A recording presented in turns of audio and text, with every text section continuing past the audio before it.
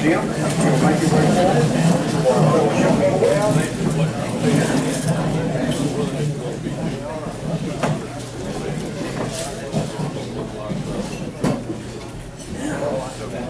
Hey guys, how's everybody doing? All right, we got any kids at table one? I have my daughter Chloe with me today.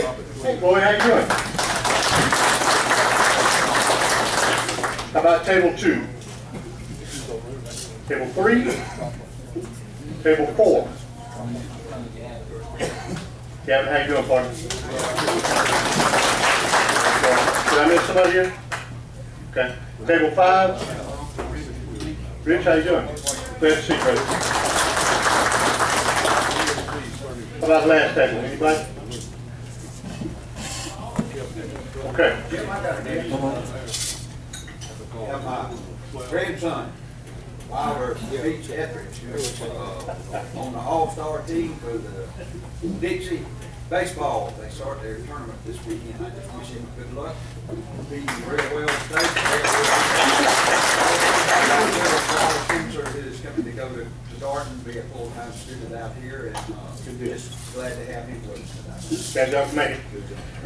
Okay, prayer list. Let's remember Danny Gonzalez, the member who lost his mother this week. Jenna Simmons, Joyce Jones, the Inman Road family, Larry and Ann Griffin. Ann lost her brother Joel Ortega this week. And let's remember a good friend of John Woodward's and Rusty Russell and mine, Will Thurman, who has severe case of prostate cancer. Birthdays.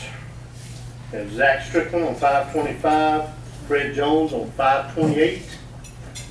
Anniversaries, Keith Griffin on 5/20/98, Richard Pitts 5/20/98, and Wilson Holloway 5/29/98. Okay, Chris, Trina, Gary, I hope I've got something that's tame enough for the little ones to hear. If not, make sure and let me know, and I'll have to look a lot harder next time. I had to dig pretty deep for this one. Anyway, a guy was riding a bus minding his own business when a beautiful woman got on, sat down next to him, and after about 2 or 3 stops, she started unbuttoning the top of her blouse and wanted to breastfeed her baby. The baby wouldn't take it, so she said, "Come on, sweetie, eat it all up, or I'll have to get it to this nice man next to us." 5 minutes later, the baby was still not feeding, so she said again, "Come on, honey, take it, or I'll give it to this nice man here." A few minutes later, the man blurted out, "Come on, kid, make up your mind. I was supposed to get off 4 stops ago." Y'all have a good week, guys.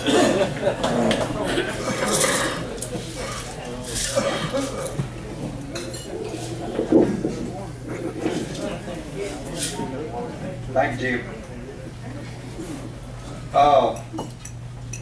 We have not some new member badges, but some badges for some old members that are back with us again. Larry Cook, Glenn Gray, y'all come forward and pick up those badges. Y'all have saved me from having to tell you what you need to do with them as far as putting them on the board out there, but welcome back. We missed y'all. We have a letter from Lord's Pantry up here on the contribution we made to them last week. If you wanted to read it, it's up here on the desk. Also, Carlisle, do you have something to say about next week's district convention as far as the hospitality room? In the hospitality booth, we've always, when we had it here, we've had brownies. So we get your wives or you ladies that exchange ice, or if you guys can make good, or if you know where you can buy some, bring them in a container that we can throw away. If we don't want anything we have to return, we go ahead and slice them, that'll help too. Now, Thursday night, you bring them out here to the club for the opening ceremony. You can drop them off at the hospitality room down at the Hilton. We'll be open at 4 o'clock on Thursday before the banquet and then afterwards. But we would certainly appreciate it if you could help us. I have heard from one person so far, Lane Goodman, but we need more. Got any questions in it, let us know. And we thank you. Thank you, Carlisle. Just like to remind all of you that next week is the district convention, the 6th, 7th, and 8th down at the Hilton. Of course, Thursday night out here. And for those of you that haven't signed up for anything, if you want to go, it's not too late. Bill said he would take applications for the district up through today. And so if you intend on coming, please see Bill and fill out what he needs to know as far as a head count for who's coming to what particular event in district. We also need some more door prizes and auction items for the convention. All those proceeds go to the CAP Foundation, Georgia CAP Foundation for Child Abuse Prevention. So let's keep that in mind and try to help them out and find some more door prizes for them to be able to give away, as well as auction items to raise money for the CAP Foundation. Tom Marshall, you wasn't here last week, and I thank you. But now that you're here this week, I want to personally thank you for what you did up in Lee County for the Freedom Shrine, Milestones for Freedom quiz. Great job. Thank you very much.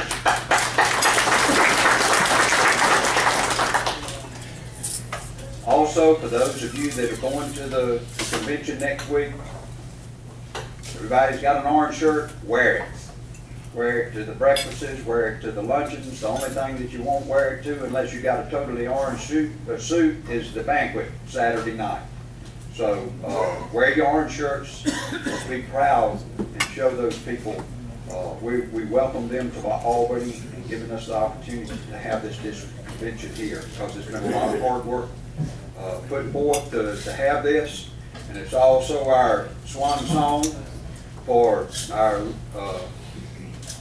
District President Jack Roberts. He's done a great job. Jack, thank you so much. You'll be getting some more of that coming, but thank you for the job that you've done. And hit the road, Jack. There you go.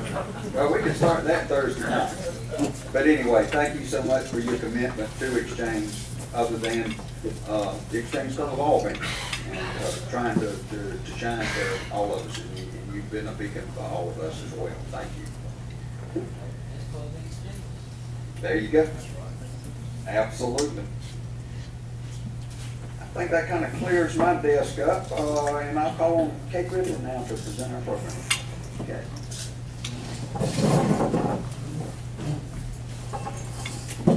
We have with us today Ralph Comerford, who's the CEO of the Vashti Center in Thomasville.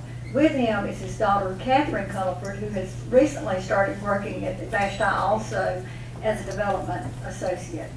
For those of you that don't know, Vashti is a center in Thomasville that provides residential treatment and community services for emotionally disturbed children. So I'll now turn it over to Ralph and Catherine. It's a pleasure to be in the great state of Albany. I've enjoyed being here before, but I come this time with a heavy heart. Butch was such a part of Vashti, and I know he was such a part of the Exchange Club.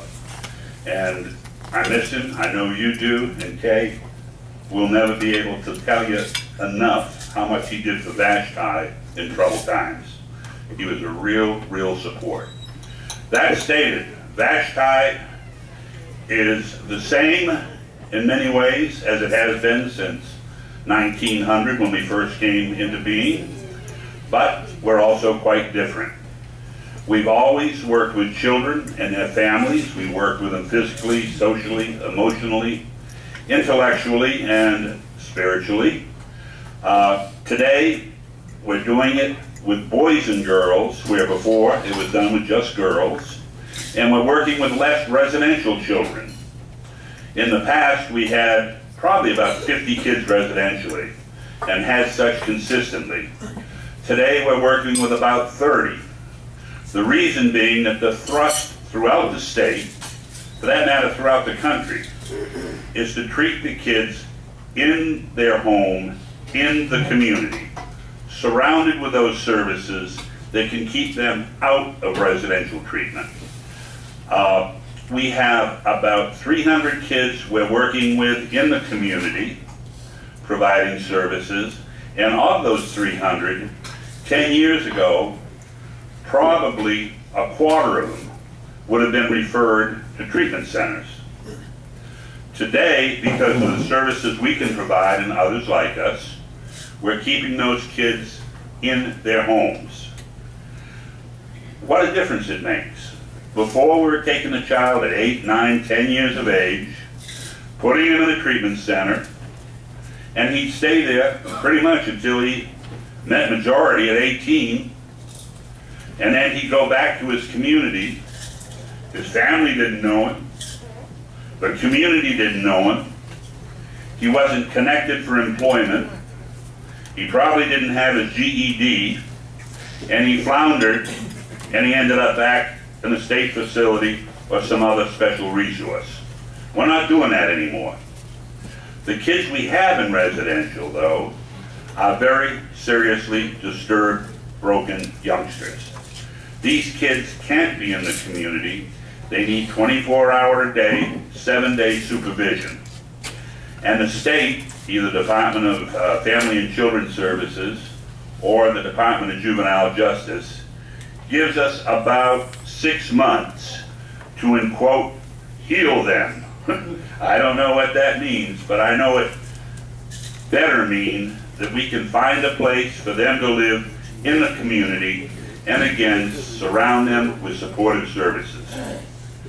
Our community services include assessment, psychiatric supervision, medication management, in-home therapies. We have wraparound people that go into the home with the child, go into the school with the child, make sure the child's in recreation activities, make sure the child isn't dealing or doing whatever he was doing before, keeping an eye and a pulse on the child 3 or 4 times a week. In addition, mom and dad are in therapy. The whole family might be in therapy. We're providing total, comprehensive resource. This is all good. We're doing this, been doing it for about 5, 7 years, but we had a new development in our program within the last 2 years that I really have to kind of crow about. I've always worked in secular facilities, and when I came to Vashti, it was the first faith-based facility I've been in. And I thought, well, the kids go to church, that's nice, but that was about what was happening. A kid, a young fellow, pretty rascally little black boy, about, I don't even think he was 4 feet tall, but he thought he was about 30. But anyway, he walked by my office, and I hadn't met him before, and I said, hey, you know, I'm Mr. Comerford. How you doing? All right. And I noticed that he had a cross around his neck. Now, for one of our kids to come in with a cross around his neck, our kids are basically unchurched when they come to us. And here's a child with a cross around his neck. So I said, by gosh, we got something going here. So I called him in the office, and I said, you know, what's that you got around your neck? He said, it's a cross. I said, yeah, but what does it mean? What's it stand for? He said, it's a cross, man. It's a cross. I said, yeah, but what is it? He stormed out it, a cross, stormed out angry, and that was the end of our conversation. And I had to, at that point, introspect. Here we are, a faith-based agency. Here's a kid that's been with us about 2 months, and he has no conceptualization of our Lord, of what that cross stands for, what it means, etc. And immediately went up to Human Resources and said, we got to find a pastor, a chaplain, somebody to bring this element back into our program. We looked, we had some candidates, but one really shined. This gentleman had worked in residential treatment up north of Atlanta. He'd been in a therapeutic outdoor program. And if you haven't done that, I don't recommend you do. Okay? You're out there living with the kids 7 days a week in the woods. If they want to get warm at night, they build a fire. If they want to have something over their head, they build a roof, etc. It's a very fundamental, challenging program. But he'd been in that program 3 years, been ordained, etc. He was, I don't know what they call it, but he was overseeing 2 or 3 small churches and responded to our request and came, and I tell you, it's been the most wonderful change. First of all, we've had 14 kids baptized in his first year with us. Secondly, First United in Thomasville has just reached out and embraced the kids with his support and perseverance. It takes a little bit of that on Sunday morning to get a few of them out of bed. But with a little bit of perseverance, they're all down to the contemporary service on Sunday mornings. Our volunteers are providing Bible study. The kids have really been touched by the Lord. And I think every one of our staff, including myself, have a renewed faith as a result of what we've seen happen with the kids as they've gotten more and more involved with the church, involved in Bible study, involved with the pastoral counseling that Shane's doing, etc. It's a new place, much quieter. The kids have found something that they can believe in. Our kids come from, abused, neglectful, pretty challenging homes. They might not even have a concept of who their father is. Yet they come to us at 14 years of age and brag about having made 3 kids. Their concept of what an adult is, what a citizen is either non-existent or very, very marred. My dad's in jail, my mom's doing drugs, they had to take me out of the house with my other couple of siblings, and here I am. I don't know where I'm going after here. And we've got to line that all up for us. One of the things that we do that I think is really great is our mentor program. And we introduced Catherine earlier. Catherine is kind of learning the ropes of development, and I'm going to let her tell you a little bit about the mentoring program. And she looks like her mother, thank the Lord, and she's better looking, so I'm going to bring her up here and let her speak to you briefly about that.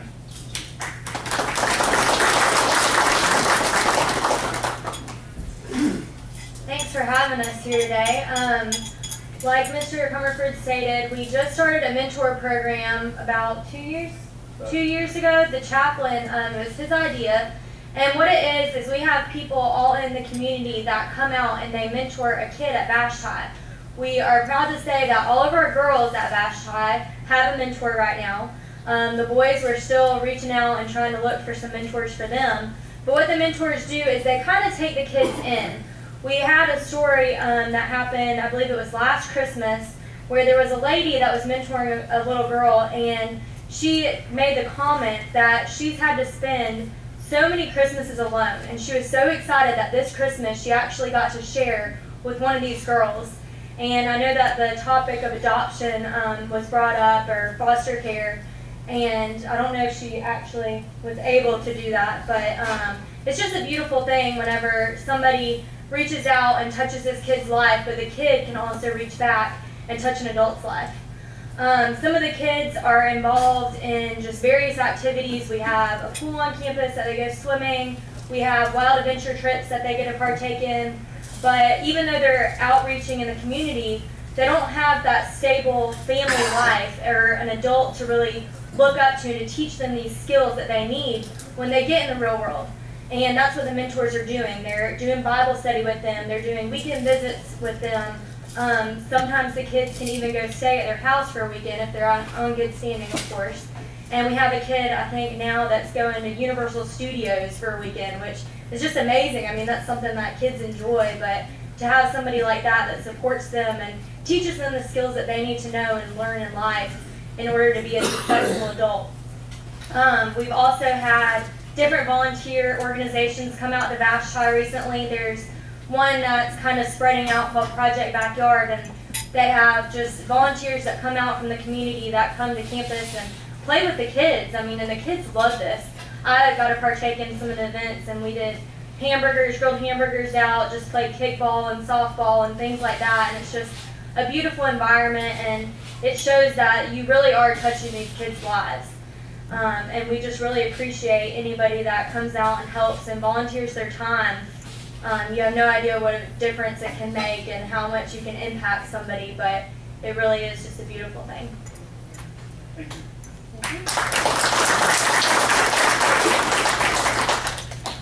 It is. We should bring up our auxiliary. We have an auxiliary group that just do special events for the kids all year long. 1 week they're at a plantation fishing, another week they're at the nature center. They might be riding horses, all different things with our auxiliary, and we're so thankful for them. Where I'm, Vashti, is overseen by a board of directors. And we've had, I think in the last 5 years, 4 board of directors from Albany. One is in the back of the room, Mr. Brady Lee, and Brady left us, what, about a year ago, Brady? And you know what you didn't get? Your thingamajig. I don't know what else to call it. Let's call it a thingamajig. They're quite elaborate.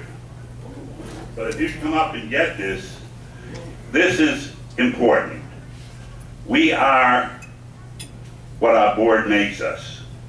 Vashti, thank you, sir. You might need somebody to carry that for you. Okay. Thank you. Our board of directors has to assume responsibility, ultimate, for the management of the program. And they're really sticking their necks out there. And in doing so, however, they made us a much, much better place. We're accountable. We're transparent. I don't know, are there any of you that work with Medicaid in this room? Isn't it fun? I tell you, they have reams of paper with rules, and by the time you get to the last page, they've changed the first page. And it's just an ongoing, changing world with them that's always driven by the dollar, and it's always going downhill. And that's the biggest challenge we have, is keeping services for children. Children don't vote. People that are driving on the lane out here, if it gets bumpy, they're talking to their legislators, they're talking to the county. But kids, they don't vote, nobody listens to them. So please, advocate for children's services when you talk to your representative, when you talk to your senator. Kids need help. I can tell you that it's a different world than when we were kids. A kid comes to us at 15 years of age that's seen more and done more, probably, than 1 or 2 tables combined. That they survive is a miracle. The other thing kids have going for them is they're not adults. I'm probably 70 in October. I get home from work, I sit down, I watch the news. Try to change that behavior. It isn't going to happen. I'm going to come home and sit down and watch the news, rain, snow, sleet, or hail. I don't change. I'm an adult. Kids have the joy of not having set patterns. Kids can change. We can take them out of that drug culture, and we can show them a different culture that doesn't end up with incarceration or death. We can show them the way to the Lord. We can show them achievement educationally. We can show them opportunities for a better life. And we do that with the help of the state, but most importantly, with the help of organizations like the Exchange Club, the Rotary, Kiwanis, interested Christian groups, etc. The state pays us 73% of cost. We have to raise the rest. We got to fundraise. That's why we're here, to interest you in what we're doing, and hopefully to acquire the help that's necessary to maintain about 85 full-time staff to work with 30 residential kids and about 300 in the community. God bless you. I pray about Butch quite a bit. I'm sure you do too. Thank you, Kay, for inviting me. Thank you all for inviting us. And if you got questions, what are they? Vashti was a name in the Old Testament of a woman whose husband, the king, said, "You will entertain my guests." And she said, "I will not." And she was banished from the kingdom. That's all I know. I don't know, it was also the name of the founder's wife, I believe. That helps. But I looked it up and I said, ooh, I don't know what be named for that, but we live with what we have. Any other questions, guys and girls? Well, thanks for having us. Peace be with you. On behalf of the Exchange Club of Albany, we certainly appreciate all the work you do down in Thomasville to help with these kids that need that help. Exchange Club of Albany is about kids. It is. And on behalf of the Exchange Club of Albany, I'd like to present you this small token. Not a small token. Hopefully this will help with the financials that you have down in Thomasville. And thank you so much. And thank you for everything you do with that. I appreciate it. Thank you, guys.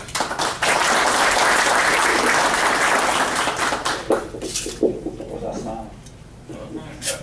Could we take a picture? Yeah. Just a couple of quick comments before we get into the 50-25-25. We've got some get well cards up here that we need to have signed by all the members, if you would, after the meeting, come by and sign some of these cards. So we'll have these to send to some of our exchange sites when they're down and out. And that'll bring us down to the 50-25-25, which is a fundraiser we do here for child abuse prevention. And I'm going to skip by you. All right. That's okay. That's fine. I'm going to ask Catherine to please one ticket out.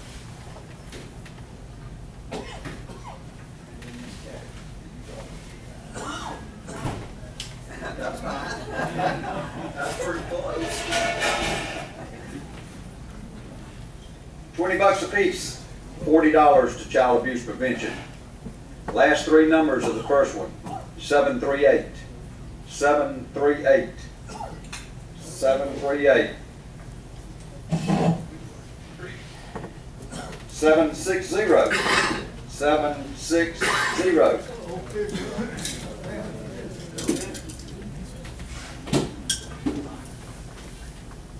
Couple of reminders, don't forget about the district next week. Of course, next Friday we won't have a meeting here. The next meeting will be in 2 weeks from today. On the 10th of June is our Exchange Club Board meeting over in the banquet room. So if you'd like to attend, we encourage the new directors coming on, please attend. And anybody else that's interested in seeing what we've done for this year will be discussed at this particular meeting. Encourage you to come and see what your board of directors does for the Exchange Club of Albany.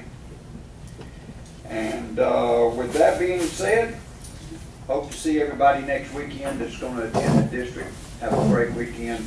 See you in 2 weeks, if not soon.